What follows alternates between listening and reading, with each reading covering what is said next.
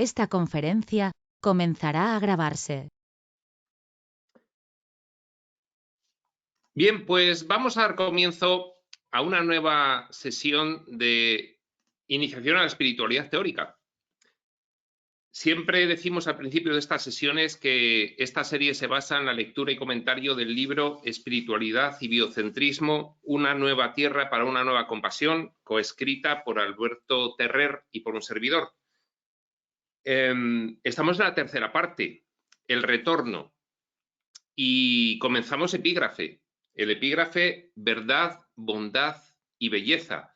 Estos son unos conceptos que utiliza reiteradamente el libro de Urantia para describir pues cómo la experiencia humana, cuando se torna espiritual, pues tiene unas características muy concretas con independencia de en qué persona se manifieste esta espiritualidad, sea de la cultura que sea de la época histórica que sea, con independencia de las tradiciones religiosas o culturales en las que se haya educado y desarrollado esta persona. La verdad, la bondad y la belleza son una constante en su experiencia vital cuando atiende a su referencia interna.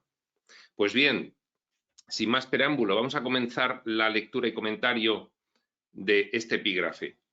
Verdad, bondad y belleza. Los efectos inmediatos de la visión espiritual del mundo,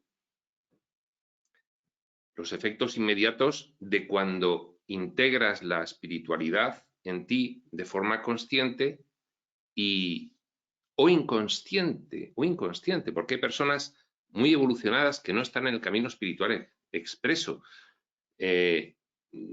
Por lo menos, tal como lo estamos los estudiantes de espiritualidad actuales, que tenemos textos y tenemos, en fin, material suficiente como para estar muy conscientes de que estamos en el camino espiritual.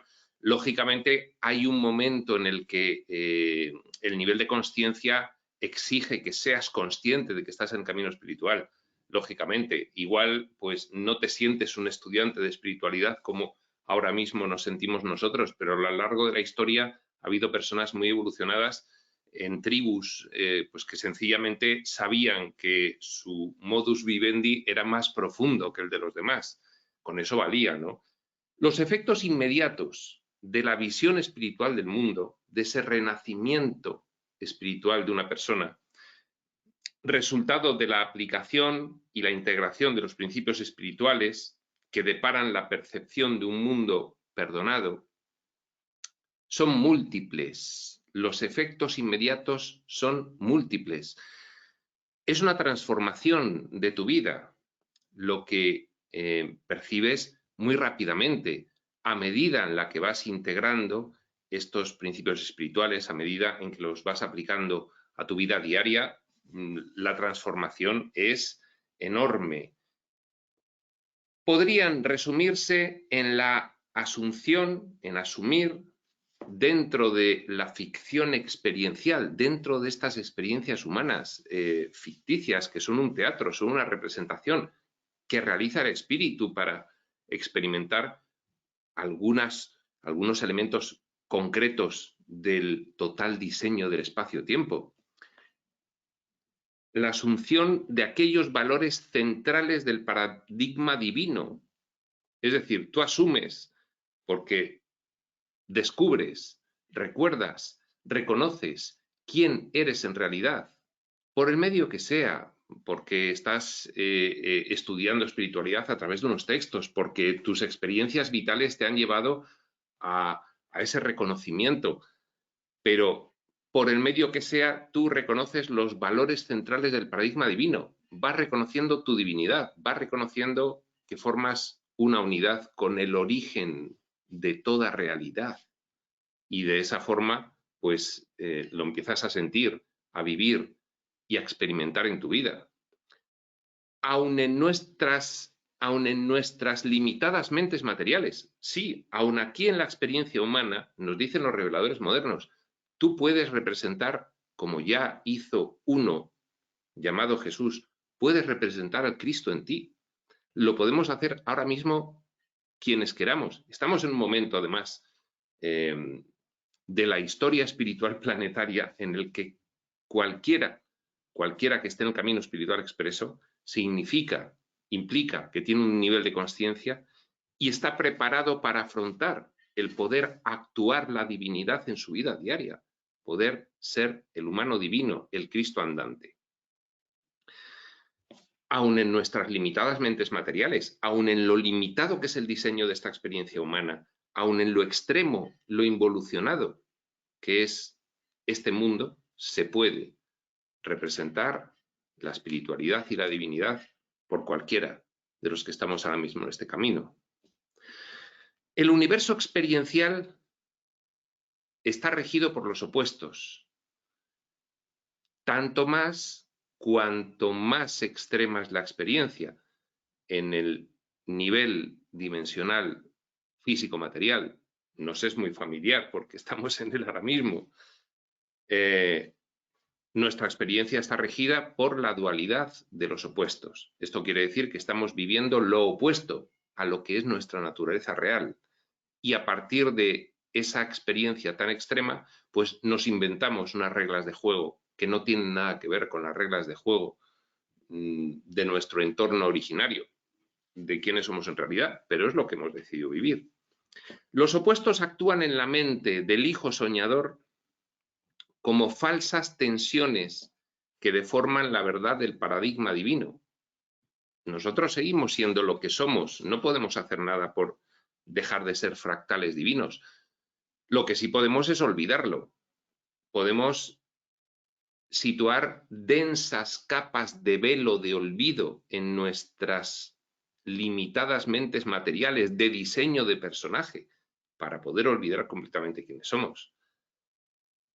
Y esos elementos del diseño opuestos a nuestra naturaleza real actúan generando tensiones de contraste entre lo que somos en realidad y lo que aquí estamos experimentando como consecuencia de este diseño de olvido. Y de ese contraste surge de nuevo el recuerdo, surge de nuevo eso que hemos llamado evolución. En la existencialidad es en el entorno del espíritu, en el entorno de lo que somos en realidad, en nuestro entorno real, en la existencialidad. Existencialidad se utiliza en el libro Durantia como un antónimo, un término opuesto a experiencialidad. La experiencialidad, lo que estamos experienciando aquí en esta vida humana. La existencialidad es lo que somos, existimos, somos el ser. Esto es una experiencia, sencillamente, de ese ser. Por eso es la existencialidad, la experiencialidad. En la existencialidad el bien no se opone al mal, porque bien y mal son inventos de estas experiencias. Allí es lo que es. En la existencialidad el bien no se opone al mal, porque la filiación, los fractales de Dios, que es lo que somos cuando estamos en nuestro estado natural, porque la filiación es completamente consciente de su unidad con el Padre, de su propia creación en un acto de amor perfecto. El Padre crea, es decir, se fragmenta. Lo de Padre e Hijo es algo para que nosotros podamos atisbar algo mejor en qué consiste nuestra relación con Dios, pero en realidad es que Dios se fragmenta, somos fractales, fragmentos divinos. Finalmente acabaremos sintiéndolo así y comportándonos como tal. Habiendo recibido todo aquello que se podía dar, de una vez y para siempre. Esa es la creación de Dios. No es evolucionaria, es existencial porque se recibe, se existe en toda la plenitud y desde siempre. Yo iba a decir desde un primer momento, eso sería una licencia para nuestra comprensióncita espacio-temporal, pero efectivamente es desde siempre y para siempre, es la eternidad, que es una completa simultaneidad donde no hay pasado y futuro, sino el eterno ahora, el presente continuo, que se podría decir. Esa completa conciencia de tu propia naturaleza y origen que se tiene en el entorno originario viene cimentada sobre la unidad de mente. Hay una sola mente en el entorno del espíritu. Aunque hay muchas individualidades, todas participan de ella completamente, con lo cual se está en el conocimiento absoluto de la gran mente divina infinita. Se participa de una sola mente, que proporciona al espíritu creado, es decir, que proporciona a esos fractales, a esos fragmentos resultantes de la decisión de Dios de dividirse infinitamente, un conocimiento absoluto de la realidad del Padre Universal, participar de la única mente, de la mente uno, de la mente infinita, es estar en el conocimiento. Estar con una mente limitada, involucionada en estas experiencias, es estar en la percepción, no en el conocimiento.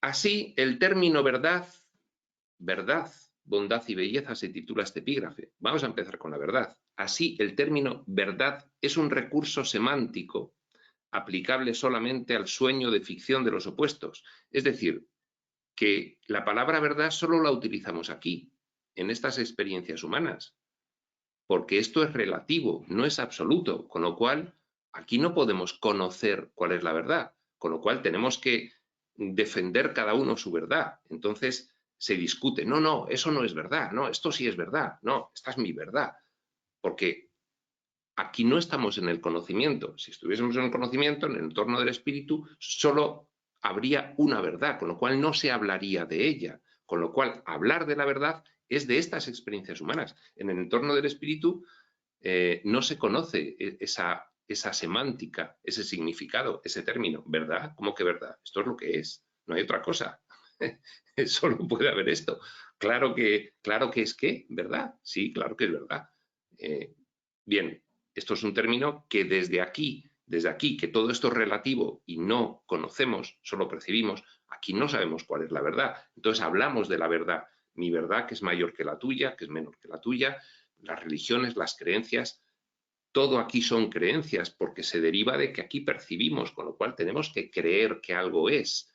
No podemos estar absolutamente convencidos. En el entorno del espíritu es conocimiento absoluto. No tienes que estar convencido, lo sabes, lo saben todos esos fractales, todas esas individualidades. Saben qué es lo que es. No hace falta hablar de la verdad o de la mentira o de mayor acierto o menor. Eso es una cosa del mundo.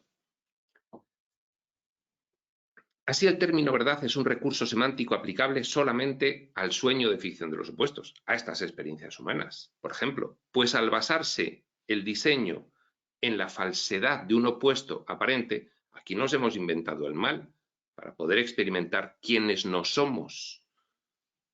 Dios quiere experimentarse a sí mismo y para eso tiene que partir del no ser para luego recordar el ser.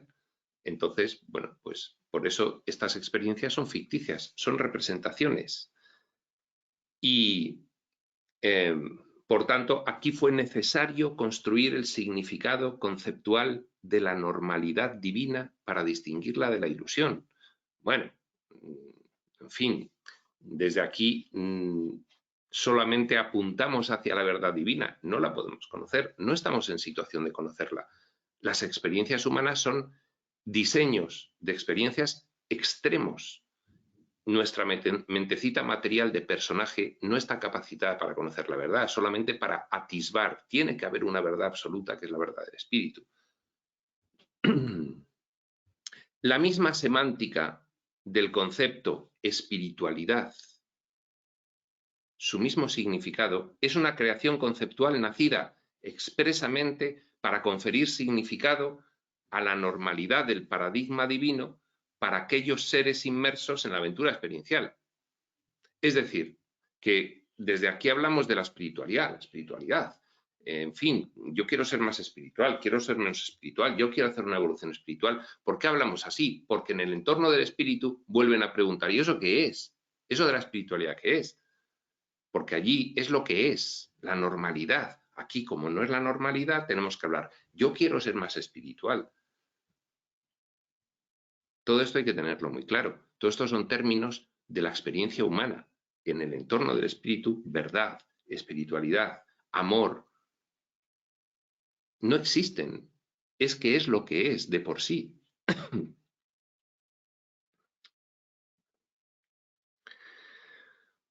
Pues el espíritu es el único estado de ser en la existencialidad, no necesitando un concepto que le distinga del estado de ser experiencial, de apariencia física. Es decir, el espíritu no necesita esos términos para diferenciarse de algo que no existe, que es esto, que es solamente una subrealidad, una representación ilusoria. En el mundo del espíritu, en el mundo espiritual, en el entorno espiritual, en el contexto divino, las palabras verdad y espiritualidad no tienen sentido. Tampoco tiene sentido la palabra perdón. Por ejemplo, ¿qué va a haber que perdonar allí si todos están en el paradigma del amor infinito, participando de esa mente única del Creador? Es aquí, en estas experiencias, donde se inventan esos términos que son propios para poder reconocer que vamos hacia lo que somos, nada más. Por tanto, en la enseñanza de la espiritualidad, aquí, en la Tierra, surge el concepto de verdad espiritual como contraposición a la falsedad ilusoria de este diseño de experiencia humana. Todo esto es falso con respecto a la única realidad que es la espiritual. Y es opuesto, es decir, es irreconocible. Entonces, lógicamente, todos esos conceptos surgen para que desde aquí digamos, vamos hacia allá, y sin ni siquiera saber ni poder comprender qué es hacia allá, porque estamos demasiado extremos. Y sin embargo, allá, en el entorno del espíritu, esto cuando digo yo aquí y allá, también es una licencia que nos concedemos los que estamos en el espacio, porque en realidad no hay aquí y allá, en realidad es simplemente una cuestión de niveles de frecuencia vibratoria. El espíritu está en la máxima frecuencia vibratoria, en la energía más pura, en la más sutil, en el pensamiento divino. Entonces, es aquí, todo es aquí, solo que aquí la experiencia humana está densificada y la espiritual no. Y hay un diseño de olvido con respecto a la experiencia, a la existencia del espíritu, pero no es aquí o allí. Bueno, sí, se puede decir que en el espacio-tiempo, como diseño ficticio de experiencias, sí, la evolución se vive por los personajes como un viaje espacial hacia el centro del espacio-tiempo. Nosotros estamos en un planetita en la periferia. Entonces sí, se vive como un viaje y sí tiene sentido decir allí y aquí, mientras que estás materializado o densificado en alguno de los niveles dimensionales, cuando tu evolución, tu recuerdo implica que ya no te sometes a los elementos del diseño, densificación de la energía, entonces ya no tiene sentido allí o aquí. De hecho, aquí, cuando haces un trance para conectarte con el espíritu, no estás yendo a ningún sitio. Estás aquí simplemente poniendo el enfoque de atención de tu conciencia en dimensiones de menor frecuencia vibratoria que el enfoque ordinario de tu conciencia, que está aquí en tu cerebro humano. Pues bien, en la espiritualidad surge el concepto de verdad espiritual. Aquí, en la evolución espiritual, sí que hay mayores verdades unas que las otras. Entonces aquí sí tiene sentido el concepto de verdad. La verdad supone para ti, como estudiante de espiritualidad, la resultante de tu íntima experiencia de los principios individuales dentro del sueño, aquí en tu experiencia humana. Sientes los principios individuales, los entiendes, los aplicas a tu vida, los sientes y dices, esto es verdad. ¿Por qué? Porque me siento mejor, porque me alineo con mi naturaleza. Hay un ejemplo muy recurrente, el del pez. Tú al pez le sacas del agua y lo pones a nadar entre las rocas y se hace daño, se siente mal. No es su medio natural. Lo devuelves al agua y se siente bien. Eso pasa con nosotros. Nosotros conocemos los principios espirituales, responden a nuestra naturaleza real, los aplicamos aquí en la vida y nos sentimos mejor. Es como al pez que le sacan de las rocas y le devuelven al agua. Pues eso es. Y nosotros ahí decimos, eso es verdad. Y esa es la mayor verdad que podemos conocer aquí. Cuando hay un reconocimiento interno de quién eres y te sientes mejor porque te alineas con ello.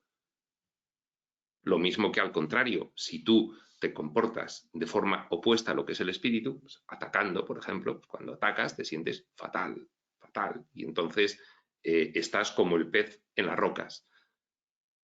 Y eso no es verdad, porque no te estás sintiendo bien. ¿Qué es sentirse bien? Paz, dicha y gozo profundos, estables y duraderos. Cuanto más paz, dicha y gozo profundos, estables y duraderos, más verdad es lo que estás aplicando a tu vida.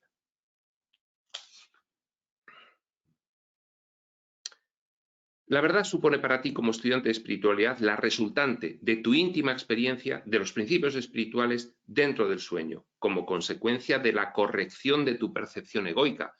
Vas corrigiendo tus creencias del mundo adquiridas desde que has nacido, desde que eres pequeño, vas sustituyéndolas por principios espirituales, por eso corriges tu forma de ver el mundo, corriges tu percepción, empiezas a adquirir visión espiritual, te sientes mejor y reconoces la verdad. Por lo tanto, hay una verdad absoluta para toda experiencia humana, para todo ser humano, provenga de donde provenga. Es una verdad que unifica. Es cuando se siente paz, dicha y gozo cada vez más profundo, estable y duradero. Y no tiene mayor concepto que algo sentido, experimentado desde dentro. Implica un discernimiento que irás realizando en tu progreso evolutivo hacia las realidades del ser con mayúsculas. Aún aquí, dentro de tu vida diaria, aún aquí puedes alcanzar esa sensación. Al distinguir internamente entre tu naturaleza heredada, la real, la chispa divina que llevas dentro, que sigue siendo lo que nunca dejaste de serlo, y los laberintos de ilusión del diseño del ego, estas experiencias que nosotros mismos hemos diseñado y nos hemos situado, fragmentándonos sucesivamente hasta llegar al personajillo humano en el desarrollo de ese árbol de conciencia que es la mente del espíritu dentro del espacio-tiempo. La verdad espiritual, por tanto, no es discernible conceptualmente. Nunca la filosofía ni la teología pueden dar un concepto de verdad en el mundo. Nunca. La verdad en el mundo es experiencial, más paz, dicha y gozo, profundos, estables y duraderos. Más verdad. Pero no se puede definir conceptualmente. La verdad espiritual, por tanto, no es discernible conceptualmente dentro del sueño, sino como resultado de un contraste interno. Cualquier afirmación intelectual de algo como verdad espiritual solamente se convalida, por tanto, indirectamente, por los resultados obtenidos de evolución espiritual en la persona que aplica dichos principios. En resumen, lo que hemos dicho antes, me siento mejor en el sentido de más paz, dicha y gozo profundo, estables y duraderos. Sí, esto es más verdad que lo que yo pensaba antes. Y dicha evolución espiritual vendrá también definida según el espejo de las emociones y de la experiencia. Es lo que estamos diciendo ahora. ¿Cuáles son los indicios o los medidores de una mayor evolución espiritual? Internamente, esa paz, dicha y gozo profundos, estables y duraderos, crecientes. Externamente, se transforma tu vida. Dejas de tener esos inconvenientes, esos traspiés, esas desgracias. Empieza a haber en ti abundancia. Es el espíritu que estás representando. Empieza a desaparecer la enfermedad. Empieza a desaparecer el conflicto. Empieza a desaparecer la competencia. de tu vida. ¿Por qué? Son señales porque, lógicamente, hay un principio.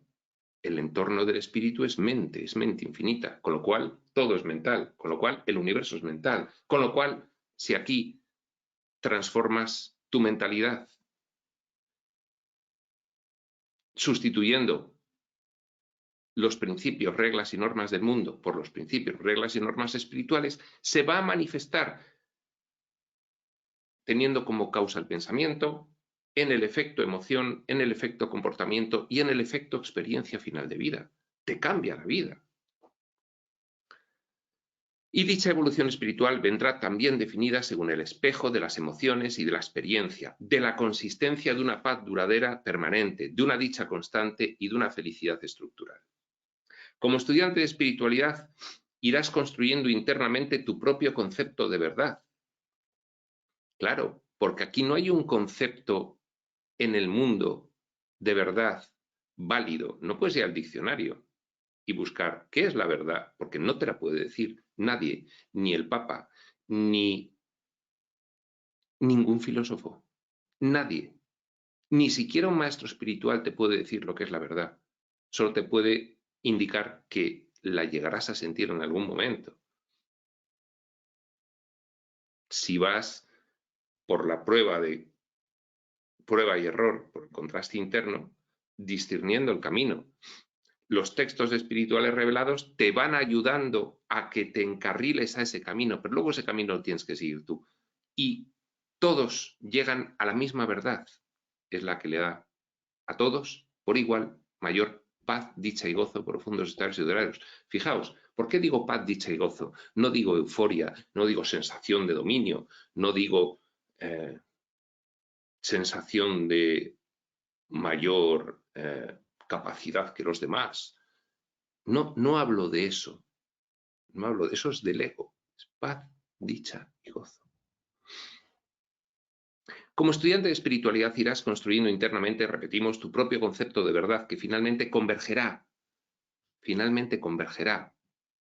Todos convergen a la misma verdad y la sienten, no la pueden definir. Convergerá tras la superación completa de la influencia del ego en tu experiencia, no porque te puedas desprender del ego, sino porque ya sabes lo que es y ya no te dejas guiar por él. El ego va a seguir mientras estés aquí, pero ya sabes, el ego te va a hacer todavía tener sentimientos contradictorios, pero como ya los conoces, los tienes, los transitas y los abandonas. Y ya está. Por eso, tras la superación completa de la influencia del ego en tu experiencia, es el deshacimiento de los efectos del ego en tu experiencia de vida, no del ego. Porque este es el diseño egoico. En la sencilla coincidencia de tus propósitos con la voluntad divina, te irás dando cuenta, claro, empiezo a darme cuenta cuál es mi verdadera voluntad. En cuanto me voy conociendo, en cuanto me voy recordando, en cuanto lo voy sintiendo, entonces empieza a coincidir el personaje humano con el personaje, no, con el personaje, empieza a coincidir el personaje humano con el espíritu divino real que hay en ti. Y entonces el personaje humano empieza a darse cuenta de que va coincidiendo su voluntad con la voluntad divina.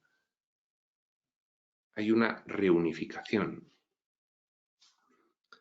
La razón es algo innato en ti, pues, por encima de la batalla experiencial, encima del campo de batalla del mundo, quien no crea que es un campo de batalla y que exagero, que mire la historia del mundo y que eche un ojo ahora a todo lo ancho y largo del mundo, a ver si esto no es un campo de batalla.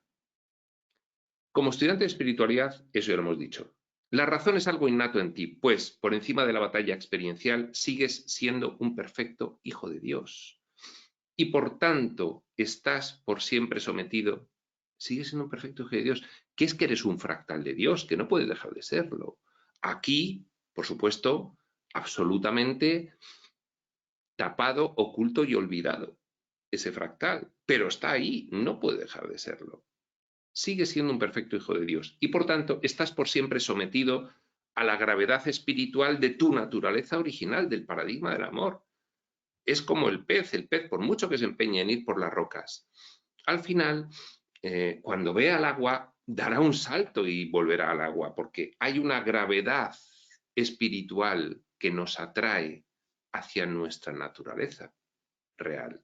La hay, y entonces eso va tirando de nosotros poco a poco.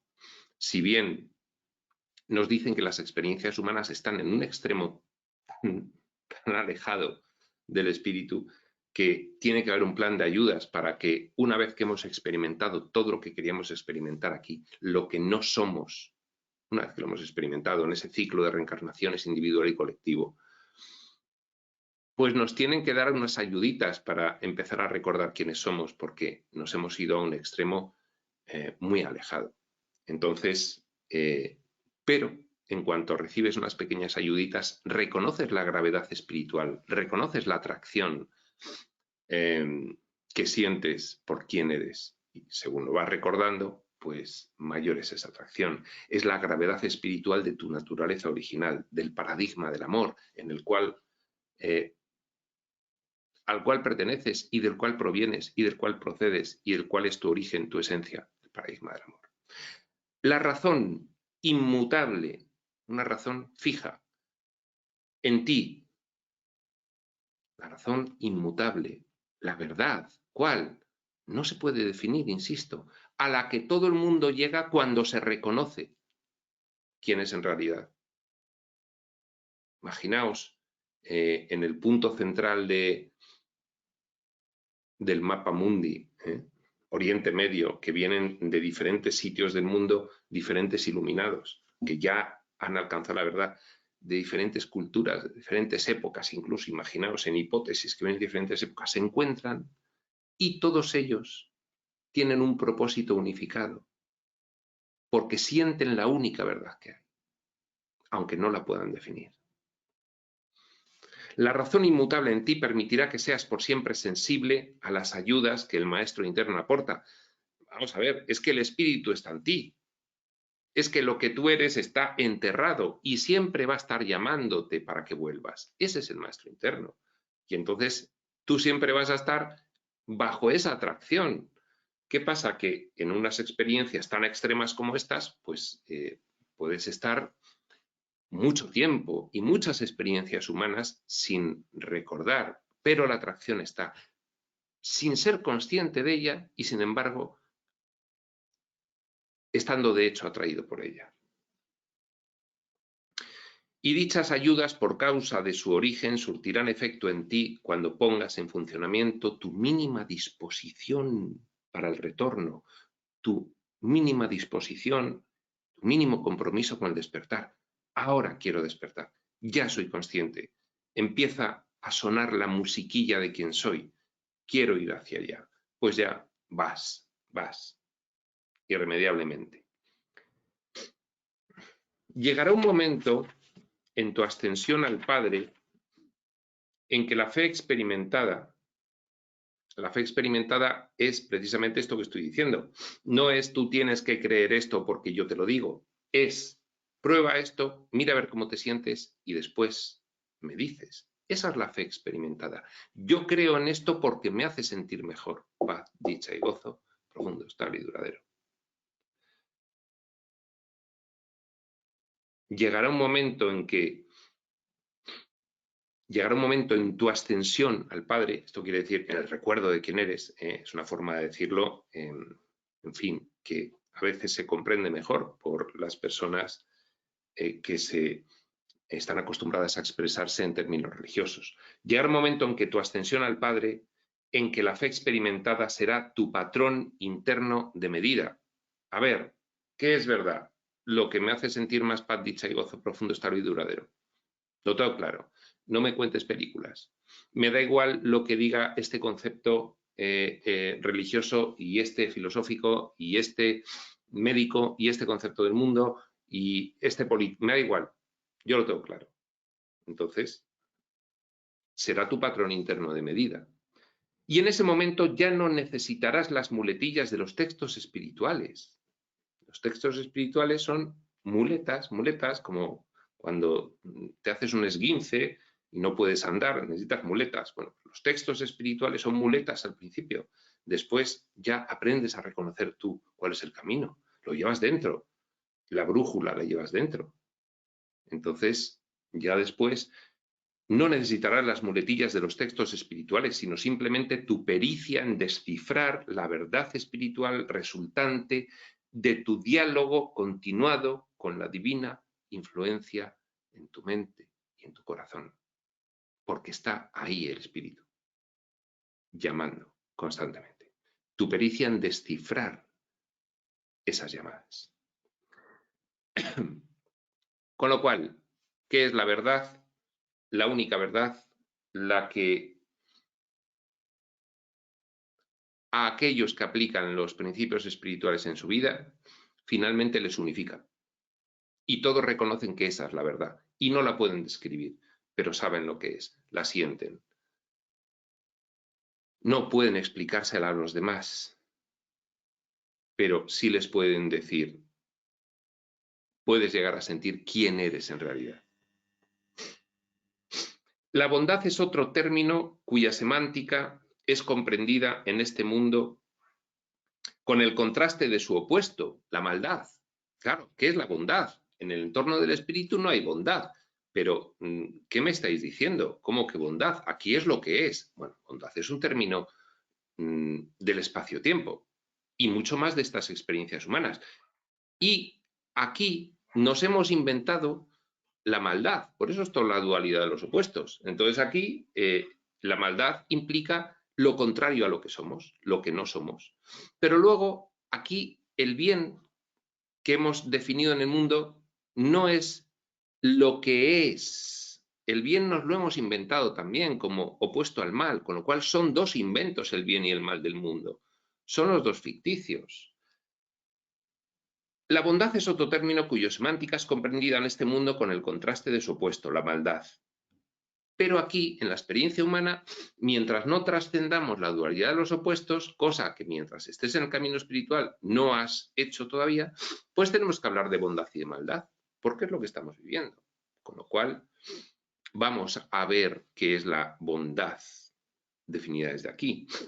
Aunque en el estado de ser es un atributo innato de la divinidad, es lo que es, definible por sí misma en relación a la naturaleza del Padre y a la manera en que se comparte a toda la filiación. Es decir, en el entorno del espíritu, la bondad no existe como término. La bondad, ¿qué es eso de la bondad? Nosotros aquí somos como somos. Aquí, ¿qué? ¿Bondad? Dime. Somos como somos. ¿Y cómo somos? Como nuestro origen es. Por eso es definible por sí mismo en razón a la naturaleza del Padre y a la manera en que se comparte con toda la filiación y a la misma relación que genera ese origen primordial de toda realidad, esa primera causa incausada, todo lo que es, con sus fractales, la relación de sí mismo en fase unificada con sus fractales en fase individualizada. Ya nos metemos en términos que nos estalla la cabeza. En nuestro mundo, aquí, ¿qué es lo que nos importa? La bondad es una consecuencia directa de la verdad. A ver, ¿cuál es la verdad? La que unificaría a todos aquellos que han descubierto su naturaleza real, provengan de donde provengan. Pues bien, de esa verdad se deriva la bondad como concepto más elevado de bondad aquí en el mundo, como concepto más verdadero de bondad del mundo. Se deriva de la verdad, lógicamente. En nuestro mundo, la bondad es una consecuencia directa de la verdad, consecuencia que aparece junto a su causa, siempre. La verdad, la bondad, aparece siempre junto a la verdad. Donde no hay verdad espiritual, se puede decir perfectamente en este mundo que no hay bondad espiritual. Es decir, a cuanto menos verdad, según la hemos definido, menos bondad. Y a cuanto más verdad, según la hemos definido, más bondad. Por eso va siempre con su causa. Allí donde ella se aprecie. Así pues, donde hay verdad, hay bondad necesariamente. Donde hay verdad espiritual tal como la hemos definido, que no se puede definir en sí como concepto, pero sí hemos dicho cómo se manifiesta, donde hay verdad y uno la siente, ahí hay bondad, necesariamente. Y como esto es un mundo de percepción y relativo, Aquí cuanto más verdad, más bondad. Cuanto menos verdad, menos bondad. Aun en aquellas circunstancias en que tu mente esté tan atribulada, tan confusa, tan distorsionada, que no logre discernir la verdad de una situación, dicha situación, si realmente es verdad, conllevará necesariamente una bondad directa e intrínseca. Es decir, tú puede que no seas consciente de todo esto que hemos explicado, pero sin embargo hay algo que te dé más paz, dicha y gozo de lo que hayas sentido nunca. Y no sabes de todo esto porque no has oído esta explicación. Pues bien, eso que te dé más paz, dicha y gozo, aunque no lo reconozcas conscientemente, eso es verdad y conlleva bondad intrínseca. Con lo cual, en este mundo todos estamos en el camino espiritual. Todos estamos evolucionando. Algunos, conscientemente, soy estudiante de espiritualidad de forma expresa y me aplico y voy a los libros y a los vídeos y no sé qué. Y otros están en el camino espiritual, pero no son conscientes de ello. También están en el camino espiritual. Pues bien, ahí también hay verdad, tal como la hemos descrito, y bondad que va perfectamente aparejada a esa verdad.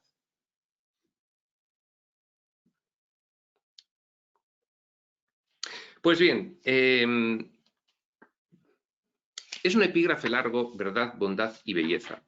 Hemos hablado de la verdad, hemos introducido la bondad y lo vamos a dejar aquí, justo en medio, de 3 en 1,5. Hemos introducido la bondad, pues la siguiente sesión terminaremos de ver la bondad y veremos la belleza.